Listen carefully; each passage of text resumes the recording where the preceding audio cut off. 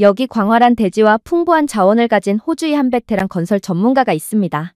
그는 한국을 그저 좁은 땅에 성냥갑 아파트나 짓는 나라라며 무시했지만 한국의 신도시 건설 현장을 방문한 뒤 평생 쌓아온 자부심이 한순간에 무너져 내리는 굴욕을 맛봤다고 하는데요. 대체 그는 한국에서 무엇을 목격했길래 우리는 편안함에 취해 스스로 도태되고 있었다며 눈물을 흘린 것일까요? 제 직업을 물어보면 저는 건설 프로젝트 매니저라고 대답해요. 하지만 그건 절반만 맞는 말이죠. 저는 제 자신을 느림의 건축가라고 생각하거든요. 시드니에서 25년 동안 저는 단순한 건물이 아니라 도시의 역사가 될 무언가를 짓는다는 자부심으로 살아왔어요. 오래된 가죽 가방에서 나는 특유의 냄새, 그 안에 잘 뭉쳐져 있는 도면뭉치, 포켓주머니엔 잘 만들어진 독일제 줄자, 그걸 꺼내들었을 때 느껴지는 묵직함, 수년에 걸쳐 하나의 구조물이 서서히 제 모습을 갖춰가는 것을 지켜보는 그 숭고한 기다림. 이것이 제 세상의 전부였죠. 매일 아침 현장에 나가면서 느끼는 그 설렘, 콘크리트가 굳어가는 동안 마시는 진한 커피 한 잔의 여유. 이런 것들이 제게는 단순한 일상이 아니라 삶의 철학이었어요. 저희 호주 사람들은 노워리, 걱정 마라는 말을 입에 달고 살아요. 광활한 대지처럼 모든 것을 여유롭게 그리고 제대로 하는 것이 저희의 자부심이죠.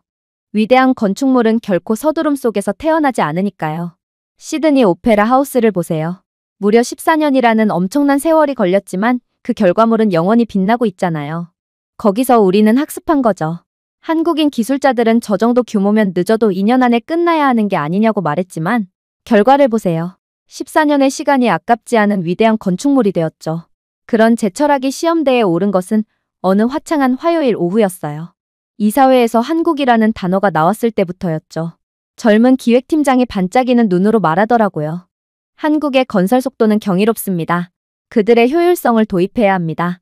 저는 그 말을 듣고 헛웃음을 참을 수 없었어요.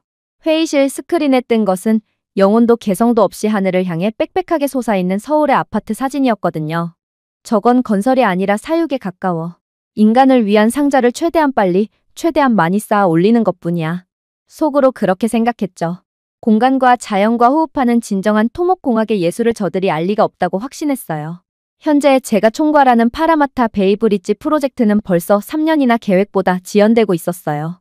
까다로운 환경 규제에 발목 잡히고 희귀조류의 번식기라며 몇 달씩 공사가 중단되고 툭하면 권리를 외치며 드러눕는 노조의 변덕스러운 날씨까지. 정말 골치 아픈 일 투성이었죠. 하루는 비가 와서 다음 날은 바람이 불어서 그 다음 날은 자재가 늦어서 변명거리는 차고 넘쳤어요. 하지만 저는 이 모든 과정을 위대한 결과물을 위한 성장통이라 여겼어요. 이 모든 고난을 이겨내야만 다리는 비로소 시드니의 자랑이 될 테니까요. 그런데 이사회는 제게 그 아파트라는 상자 쌓기의 명수인 한국에 가서 해법을 찾아오라고 명령했어요. 제 25년 경력에 대한 명백한 모독이었죠. 그들의 눈에는 제 신념이 그저 무능으로 보였던 거예요. 저는 마지못해 시찰이라는 이름의 유배를 떠났어요. 가방 안에는 만년필과 두툼한 가죽 노트를 챙겼죠. 키보드나 두드리는 그들과 달리 나는 여전히 손으로 생각하고 기록한다는 마지막 자존심이었어요. 비행기 안에서도 계속 메모를 했죠. 한국건설의 문제점, 속도에 치중한 나머지 놓친 것들 이런 제목으로 보고서를 쓸 생각이었거든요. 마음속으로는 단단히 벼르고 있었죠. 한국의 조잡한 건설 현장의 문제점을 샅샅이 파헤쳐서 보고서로 제출해주마. 다시는 이런 무의미한 출장을 보내지 못하도록 말이야. 차가 공항을 빠져나와 서울로 향하는 고속도로에 올라섰을 때만 해도 제 생각은 변함이 없었어요. 팔짱을 낀 채 창밖을 냉소적으로 바라보며 한국의 허점을 찾기 위해 눈을 번뜩였죠. 도로는 괜찮네. 하지만 겉모습이야 어디든 그럴듯하게 꾸밀 수 있지. 그렇게 속으로 중얼거렸어요. 하지만 바로 그때였어요. 제 오만함을 비웃기라도 하듯 바다 저편에서 안개를 뚫고 믿을 수 없는 광경이 나타났거든요. 바로 인천대교였죠. 그 다리는 현실이 아닌 것처럼 느껴졌어요. 끝이 보이지 않을 정도로 길게 뻗은 다리의 규모도 놀라웠지만 저를 정말 미치게 만든 것은 그 완벽함이었어요. 수많은 차들이 시속 100km로 질주하는데도 제가 탄 차는 마치 잘 닦인 유리 위를 미끄러지는 것 같았어요. 아스팔트 표면에 흔한 잔진동조차 없었죠.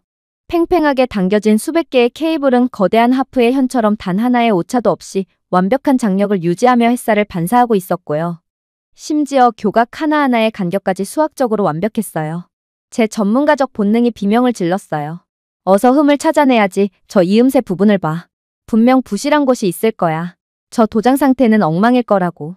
하지만 아무리 눈을 씻고 찾아봐도 부식의 흔적은커녕 페인트 칠이 벗겨진 곳 하나 보이지 않았어요. 빌어먹을, 흠잡을 곳이 없잖아. 저도 모르게 중얼거렸죠. 보기에는 그럴듯하군. 저렇게 빨리 지으려면 얼마나 많은 걸 희생했을까. 분명 보이지 않는 곳에서 원가를 절감했겠지. 안전검사는 제대로 했을지 의문이군. 애써 그렇게 합리화했지만 심장이 조금씩 빠르게 뛰는 건 어쩔 수 없었어요. 제 머릿속에 3년째 지지부진한 파라마타 베이브리지의 흉한 모습이 스쳐 지나갔기 때문이죠. 아직도 교각의 절반도 제대로 완성하지 못한 그 초라한 모습이요. 차가 서울 시내로 진입했을 때 제 편견은 또 한 번의 공격을 받았어요. 도로변에 있던 버스 정류장 때문이었죠. 호주의 그라피티로 뒤덮인 낡은 철제 표지판과는 비교도 안 되는 세련된 유리 상자 형태의 정류장이었어요. 그런데 자세히 보니 사람들이 그 안에서 스마트폰을 충전하고 있더라고요. 전광판에는 버스가 몇 분 몇 초 뒤에 도착하는지, 심지어 버스 안이 얼마나 혼잡한지까지 실시간으로 표시되고 있었어요. 버스 3분 27초 후 도착, 좌석 여유 있음 이렇게요. 공공시설에 저런 기술과 비용을 쓴다고? 저는 운전기사에게 부탁해 차를 잠시 세우고 그 괴상한 유리 상자를 살펴봤어요. 벤치에 앉아보니 따뜻한 열기가 올라왔어요. 심지어 겨울에는 앉는 의자가 따뜻해진다더군요. 벽면에는 USB 충전 포트가 여러 개 있었고 무료 와이파이까지 제공되고 있었어요. 이건 미친 짓이었죠. 국민을 너무 오냐오냐 키우는 거 아닌가 싶었어요. 우리 시드니에서는 버스가 30분 늦어도 그냥 기다리는데 말이죠. 화려한 다리와 첨단 버스 정류장. 분명 인상적이었지만 저는 여전히 의심을 거두지 않았어요. 그래, 도시의 겉모습만 번지르르하게 꾸며놨겠지. 진짜 실력은 아수라장 같을 건설 현장에서 드러나는 법이니까. 저는 그렇게 생각하며 제 진짜 목적지로 향했죠. 마침내 시찰 목적지인 신도시 건설 현장에 도착했어요. 저는 익숙한 혼돈의 교향곡을 기대했죠. 디젤 엔진의 굉음, 현장 감독들의 거친 고함 소리, 시야를 가리는 자욱한 흙먼지. 그것이 제가 25년간 몸담아온 진짜 현장의 모습이었으니까요. 땀과 먼지야말로 진정한 노동의 증거라고 믿었고요. 호주 현장에서는 귀마개 없이는 5분도 못 버티는 게 일상이었죠. 안전모를 쓰고 현장 안으로 첫 발을 내디뎠을 때 저는 그 자리에 얼어붙고 말았어요. 아무 소리도 들리지 않았기 때문이죠. 아니, 정확히는 제가 알던 소리가 아니었어요. 엔진의 굉음 대신에 거대한 기계들이 미끄러지듯 움직이는 장비 소리와 전기모터의 조용한 소리뿐이었어요. 현장은 너무나도 조용했어요. 마치 거대한 야외 수술실처럼 모든 것이 소름 끼칠 정도로 질서정연하게 움직이고 있었죠. 먼지는커녕 거대한 트럭들이 오가는 작업 도로에는 살수차가 방금 지나간 듯 깨끗하기까지 했어요. 바닥에는 노란색 안전선이 그어져 있었고 모든 작업자들이 그 선을 정확히 지키며 움직이고 있었고요. 그리고 저는 제 눈을 의심했어요. 저 멀리 가장 큰 타워 크레인이 무언가를 들어 올리고 있었거든요. 하지만 그건 제가 알던 강철빔이나 콘크리트 패널이 아니었어요. 하얀색 외벽에 창문까지 완벽하게 달려있는 건물의 한 조각이었어요. 아니, 거의 완성된 집 그 자체였죠. 그것은 하늘을 배경으로 천천히 그리고 정확하게 제자리를 찾아갔어요. 창문 유리에 푸른 하늘이 비쳤고 발코니에는 이미 난간까지 설치되어 있었어요.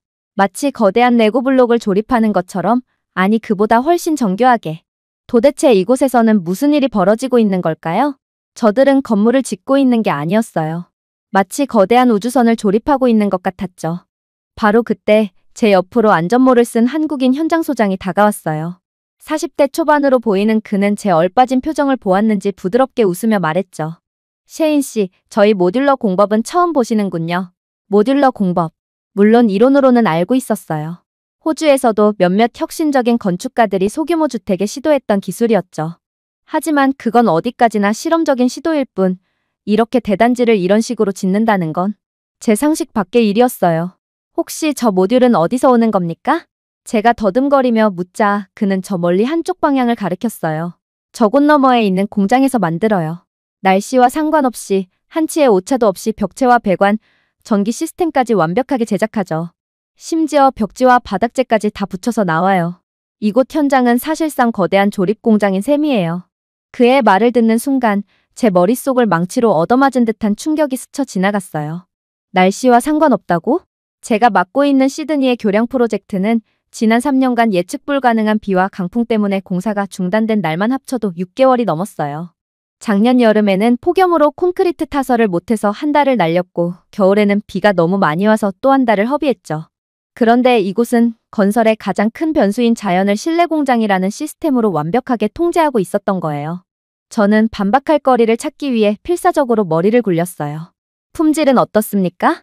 공장에서 찍어낸 것들이 현장에서 직접 쌓아 올린 것만큼 튼튼할 리가 없잖습니까? 그는 제 질문을 예상했다는 듯 저를 바로 옆에 거의 다 지어진 건물 내부로 안내했어요. 엘리베이터를 타고 5층까지 올라갔죠. 내부는 이미 완벽한 아파트의 모습이었어요. 벽지도 붙어있고 바닥도 깔려있고 심지어 주방 싱크대까지 설치되어 있었어요. 저는 장갑을 낀 손으로 벽을 두드려보고 수평계 앱을 켜서 바닥의 기울기를 재보았어요. 모든 것이 완벽했어요. 오히려 수많은 인부들의 손을 거치는 현장 시공보다 훨씬 더 정교하고 균일했죠. 벽면의 직각도는 레이저로 잰 것처럼 정확했고 창문 틈새로는 바람 한 점 들어오지 않았어요. 그는 태블릿을 꺼내 보여주며 말했어요.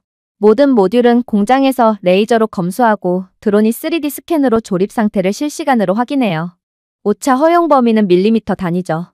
인간의 실수가 개입할 여지가 거의 없어요. 저는 할 말을 잃었어요. 잡지에서나 보던 기술들이 이곳에서는 너무나 당연한 일상이었던 거죠. 하지만 제 안에 마지막 자존심이 속삭였어요. 기술이 전부가 아니야. 이런 거대한 프로젝트는 수많은 변수로 가득해. 자재 수급, 인력 관리, 일정 조율. 저는 회심의 미소를 지으며 그에게 물었어요. 이 엄청난 프로젝트를 어떻게 관리합니까? 자재 수급이나 인력 문제는 없습니까? 호주에서는 그것 때문에 매일 전쟁을 치르는데요. 그는 제 질문의 의도를 파악했다는 듯 재미있다는 표정으로 자신의 태블릿 PC를 켰어요. 화면에는 현장의 모든 상황이 실시간으로 구현된 3D 그래픽, 즉 디지털 트윈이 떠 있었어요. 수천 명의 인부들의 위치, 모든 건설 장비의 가동 상태, 심지어 레미콘 트럭의 수급량까지 나와 있었죠. 한국에서도 건설장에서도 이제는 AI가 쓰여야 한다며 이렇게 테스트 단지를 운영하고 있고 아직 국민들도 조립식 저층 아파트에 대한 신뢰가 부족한 상황이지만 곧 바뀔 거라고 그래서 우리는 한다고 했죠. 실제 하남의 아파트 단지는 모두 조립식으로 지어졌고 물론 10층 이내의 저층이지만 그걸 기반으로 이젠 한국도 나중에 다 바뀔 수 있다고 해요. 그러면서 그가 화면의 한 부분을 확대하며 말했어요. 어제 철근을 실은 트럭 한 대가 고속도로에서 타이어 펑크가 났어요. 저희는 그걸 감지하고 즉시 가장 가까운 자재 창고에 있던 다른 트럭을 현장으로 경로를 변경시켜서 보냈죠. 덕분에 공정 지연은 15분 만에 해결됐어요. 저는 그 자리에 얼어붙었어요. 15분 만에 해결됐다고? 만약 시드니 현장에서 똑같은 일이 벌어졌다면 저희는 일단 담당자를 찾아 고함을 지르고 수십 통의 전화를 돌리고 서류를 뒤지고 결국 다음날 오후에나 겨우 대체 차량을 수배했을 거예요. 최소 하루 이틀은 공정이 멈추는 셈이죠. 아니, 운이 나쁘면 일주일도 걸릴 수 있어요. 그는 결정타를 날렸어요. 참, 지난달 가장 큰 공정 지연은 갑작스러운 폭우 때문에 생긴 2시간이었어요. 그것도 안전을 위해 일부러 작업을 중단한 거였고요. 2시간 지연. 제가 맡은 프로젝트는 지금 3년이 지연됐는데요. 2시간은 우리 현장에서 점심시간보다도 짧은 시간이에요. 그 순간 깨달았죠. 이건 단순히 기술의 차이가 아니었어요. 문제 해결을 위해 온 사회가 하나의 유기체처럼 움직이는 무섭도록 효율적인 시스템의 차이였던 거예요. 마지막 충격은 뜻밖의 장소에서 찾아왔어요. 점심시간이 되어 찾은 현장 식당은 놀라울 정도로 깨끗했고 음식의 질도 훌륭했어요. 구내식당이라고 하기엔 너무 고급스러웠죠. 테이블에는 꽃병까지 놓여 있었고 메뉴도 다양했어요. 게다가 정장풍의 옷차림의 사무직 직원들과 그렇지 않고 작업복을 입은 인부들이 명확한 구분 없이 그냥 섞여 앉아 식사를 하고 있었죠. 그때 한 인부가 발을 헛디뎌 국그릇을 엎지르고 말았어요. 국물이 바닥에 쏟아지고 그 일부가 옆 테이블까지 튀었죠. 호주였다면 감독의 욕설이 날아오고 모두가 못마땅한 표정으로 그를 쳐다봤을 거예요. 조심성 없는 놈 하면서 말이죠. 하지만 이곳은 달랐어요. 그냥 식당 직원들이 말없이 나와 그걸 치우고 작업자는 미안해하는 표정. 그리고 다시 새로 국을 떠주는 모습, 식사하는 모든 사람들은 신경 쓰지 않았죠. 그 광경을 보는 순간 제 가슴 한구석이 쿵하고 내려앉는 기분이었어요. 호주 현장에서 끝없이 벌어지는 파벌 간의 싸움, 노동자들 간의 깊은 갈등이 떠올랐거든요. 저희는 서로를 믿지 못하고 끊임없이 대립하며 에너지를 소모하고 있었어요.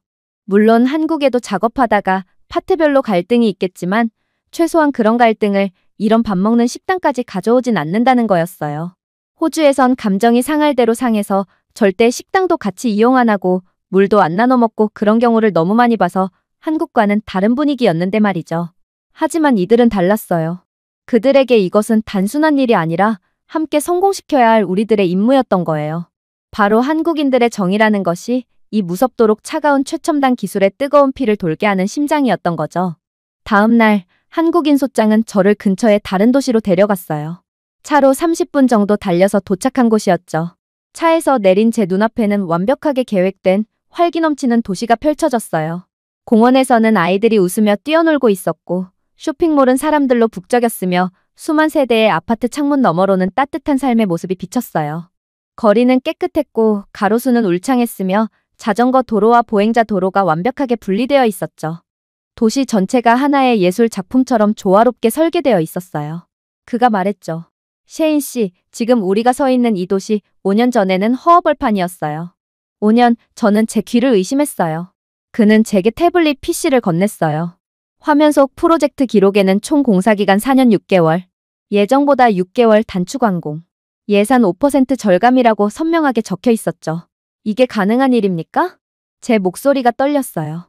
그는 잠시 먼 곳을 바라보더니 조용히 말했어요. 한국에는 빨리빨리라는 말이 있어요. 외국인들은 이걸 조급함으로 이해하지만 사실 그게 아니에요. 우리에게 빨리빨리는 생존이라고 봐야 돼요.